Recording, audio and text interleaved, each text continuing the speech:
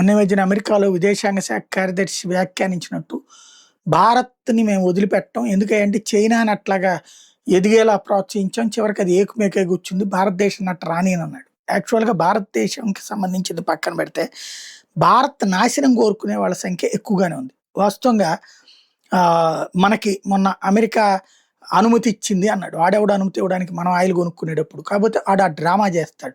దీనికే రచ్చ చేస్తున్నారు. అక్కడ డెమోక్రాట్‌లేంటి భారత్‌కి ఇచ్చిన ఈ ఆంక్షల మినహాయింపు మూలంగా అధ్యక్షుడు డొనాల్డ్ ట్రంప్ తక్షణమే ఉపసంహరించుకోవాలంటూ డెమోక్రాట్లు కోరుతున్నారు. అమెరికాలో ఈ గందరగోళం కొనసాగుతుంటే భారతీయ రిఫైనరీలేమో ఇంకో పక్కన రష్యా చొమ్మును భారీ పరిమాణాల్లో కొనుగోలు చేస్తున్నాయి.